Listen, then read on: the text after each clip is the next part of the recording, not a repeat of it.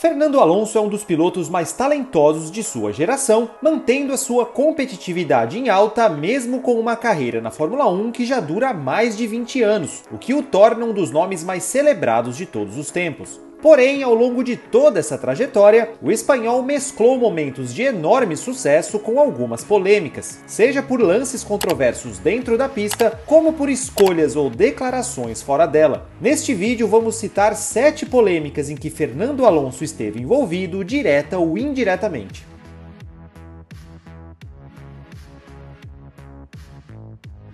Começamos com o episódio mais recente desta lista. No dia 1º de agosto de 2022, Fernando Alonso anunciou que deixaria a equipe Alpine para se juntar à Aston Martin em 2023, em um acordo de múltiplos anos de duração. No papel não parecia nada demais, afinal o atual acordo de Alonso com a Alpine expirava ao fim desta temporada, e para o ano que vem ele estaria contratualmente livre para encontrar uma nova casa. No entanto, foram os detalhes da história que deixaram tudo mais confuso. Alonso negociava uma renovação de contrato com a Alpine para 2023, mas as informações de bastidores davam conta de que as duas partes divergiam quanto à duração do acordo. De qualquer forma, a Alpine considerava que as conversas estavam adiantadas, quando de repente é feito o anúncio de que Alonso assinou com a Aston Martin. O chefe da Alpine, Otmar Szafnauer, só ficou sabendo da notícia pela imprensa, sendo que Alonso tinha lhe dito um dia antes que ainda não havia assinado nada para 2023. Quando se deu conta, já estava feito. Alonso estava de saída para uma equipe rival, o que colocou a Alpine na correria para encontrar um substituto para o espanhol.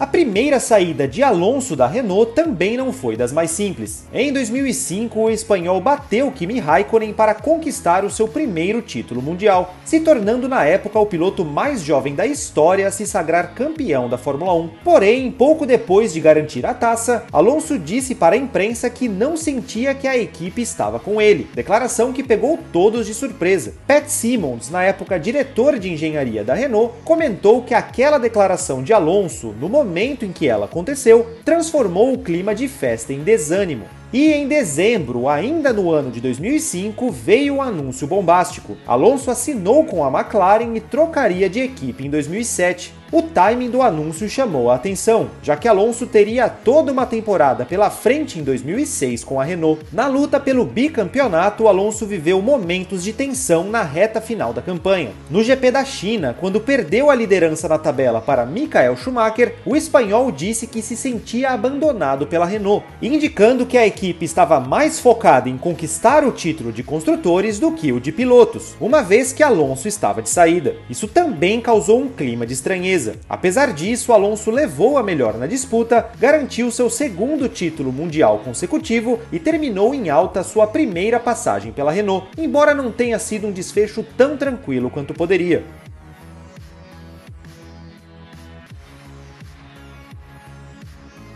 A história da primeira passagem de Alonso pela McLaren em 2007 se tornou bastante conhecida, quando o bicampeão travou uma rivalidade ferrenha contra o estreante Lewis Hamilton na luta pelo título. Porém, aquela temporada teve controvérsias que transcenderam o esporte. O ano de 2007 também foi marcado por um escândalo de espionagem, quando informações sigilosas da Ferrari vazaram e pararam nas mãos da rival McLaren. Já contamos essa história em um outro vídeo por aqui. Ao longo da temporada, a FIA investigava o assunto a fundo, mas a McLaren conseguia escapar de punição por haver dificuldades em provar que tais informações confidenciais foram de fato usadas pela equipe inglesa. Foi quando a Fórmula 1 chegou a Hungaroring para o GP da Hungria. Na classificação, Hamilton descumpriu uma ordem da McLaren e permaneceu à frente de Alonso na pista, garantindo assim a pole position provisória. Porém, quando os pilotos se preparavam para a segunda tentativa, Alonso foi ao box primeiro e segurou Hamilton no pit lane, de modo que o inglês não conseguiu abrir outra volta cronometrada. Alonso então andou rápido e conquistou a pole position de forma polêmica. No entanto, o espanhol acabou punido pelo ocorrido, perdeu 5 posições no grid e viu a pole ficar com Hamilton. Mas a história não acabou ali. No dia seguinte, horas antes da corrida, Alonso ainda estava incomodado e decidiu dar um ultimato a Ron Dennis, chefe da McLaren. Ou a equipe deixava Hamilton sem combustível na corrida, ou ele revelaria à FIA todos os detalhes do escândalo de espionagem. A McLaren não cai na armadilha e decide ela mesma contactar a FIA, porém a entidade já tinha conhecimento de tudo. Isso deu início a uma nova investigação, o que resultou na desclassificação da McLaren no Mundial de Construtores, mais uma multa histórica de 100 milhões de dólares. No fim das contas, a McLaren implodiu com a disputa interna entre Alonso e Hamilton e viu o título parar nas mãos de Kimi Raikkonen, da Ferrari.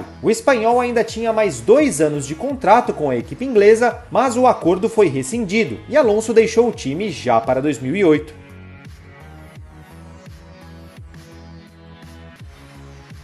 Quando chegou a Ferrari em 2010, Alonso carregou a responsabilidade de levar a escuderia de Maranello novamente ao título mundial. Só que as coisas não estavam fáceis. Após 10 etapas disputadas, o espanhol estava 47 pontos atrás do líder do campeonato. Mas no GP da Alemanha, a Ferrari reagiu e vinha nas 2 primeiras posições, com Felipe Massa à frente de Alonso. Pensando no campeonato, a Ferrari ordenou a Massa que deixasse Alonso passar, por meio da famosa frase Fernando is faster than you, ou Fernando está mais rápido que você. Isso pode até parecer algo relativamente comum na Fórmula 1, mas a diferença é que, na época, as ordens de equipe eram proibidas por regulamento. Alonso venceu, teve de ouvir críticas e questionamentos e sequer podia admitir que de fato houve uma ordem de equipe. Nós detalhamos essa história em um outro vídeo por aqui.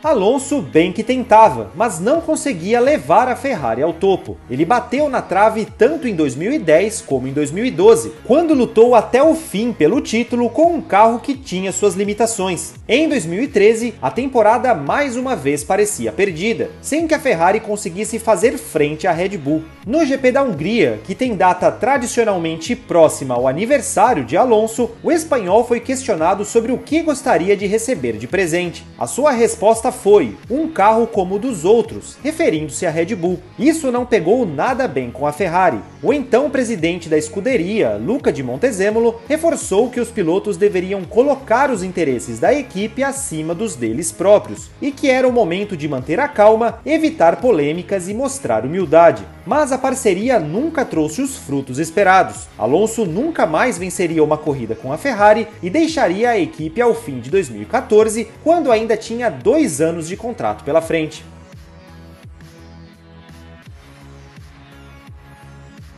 Quando deixou a Ferrari, Alonso apostou suas fichas novamente na McLaren. A equipe iniciaria em 2015 uma parceria de fábrica com a Honda, com o objetivo de reviver todo o sucesso que obtiveram em conjunto nas décadas de 80 e 90. Mas a aliança não emplacou e resultou em um período de falta de competitividade e de confiabilidade. E as queixas de Alonso ficaram marcadas, como quando comparou as unidades japonesas a motores de GP2 em pleno GP do Japão, ou quando disse que parecia um amador devido ao mau rendimento no Canadá. Isso só para citar alguns exemplos. A parceria entre McLaren e Honda não deu certo e foi rompida após 3 anos, e o posicionamento firme de Alonso é um dos pontos mais lembrados do período.